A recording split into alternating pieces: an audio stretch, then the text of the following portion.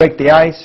Assalamu alaikum. Wa alaikum salam. How are you, brother? Alhamdulillah. Thank you so much for taking the time out of your busy schedule to come and visit us here at the Deen Show. It's my pleasure, brother. We have got to mention a few things about you. You were actually a former minister, a deacon.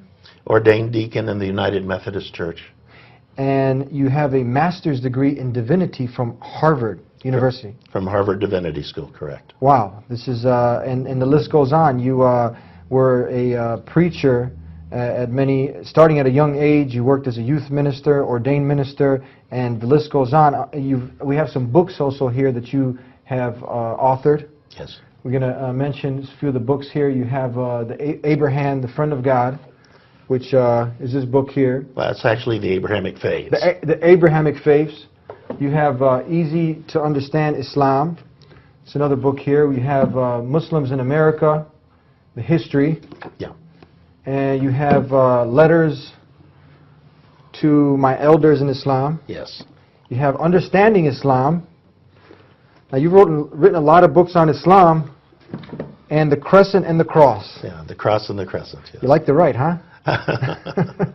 So these are some of your books that you've authored. You're obviously very busy writing books. You are out there trying to now mend the bridges, build the bridges to help develop a better understanding between Islam, the Muslims, and people of other faiths. Yes. But we want to hear about your story. We want to know, why would someone who was so high up in the ranks, who had so much knowledge of Christianity, you know the Bible well, what happened? Let's talk from we'll get a little bit of a history from a young age.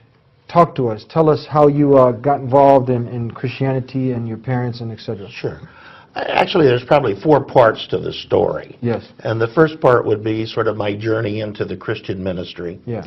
The second part would be my leaving the ministry. Mm-hmm.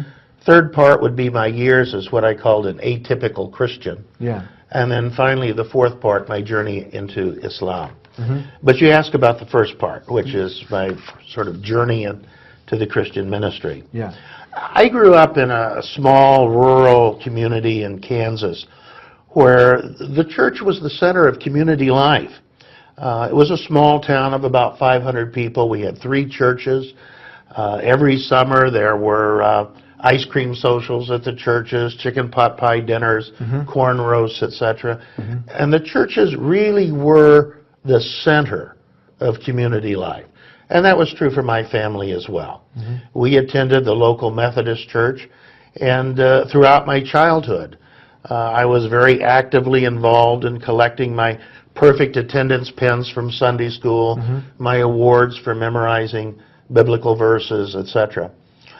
And so by the time I reached junior high school, I was already considering the ministry as a personal calling. And about that time, during the annual Youth Sunday, I was always selected to deliver the sermon. And word of that got around, and before long I was preaching at various other local churches upon occasion, at nursing homes, at various church-affiliated organizations, etc. How old was this at? I was probably about 14 when this started. Very, very young age. Yeah. And so I continued in that direction. And at age 17, I entered Harvard College as an undergraduate with a philosophy major, which was gearing towards seminary, mm-hmm. and continued on in that direction. In 1969, I received my license to preach from the United Methodist Church. In 1971, graduated as an undergraduate and entered Harvard Divinity School, which is a 3-year program leading to a degree in Master of Divinity. In 1972, I was ordained a deacon in the United Methodist Church, and in 1974, I graduated with a Master of Divinity from Harvard Divinity School. Spent that summer as an interim minister in 2 rural parishes in Kansas. But in the fall of 1974, I left the ministry, or at least left the parish ministry. I was still an ordained minister, but never again would I fill a pulpit after the fall of 1974. Which probably brings us to the second part of the story, if you want to move in that direction. Yeah, tell us, will you go into that? Why did you end up, I mean, you were filling the pulpits. I mean, did you have like a big crowd? People would be excited to come listen to you preach. And did you guys have a band? How did that work? To describe this atmosphere. Well, at the risk of sounding immodest, Yeah. Typically everywhere I preached, we set attendance records. You were like a Jimmy Swaggart at the time? I mean, please don't do that. of your community, maybe a Joe Osteen of the small little town? Or well, I don't want to do comparisons, but yeah. Suffice it to say, attendance typically skyrocketed. Oh, nice. When I was behind the pulpit. So people knew who you were? Yes. They wanted a ticket to get into this church to see and to hear what you had to say, because you had knowledge. You were a man of knowledge. Amongst other things, yeah. Okay, so talk to us now from filling the pulpits, people lined up, wanting to hear what you had to say, from preaching the Bible. What now led you to leave the pulpit? Well, when people ask me, I usually say there's a long story and a short story. Yes. The short story is a good seminary education.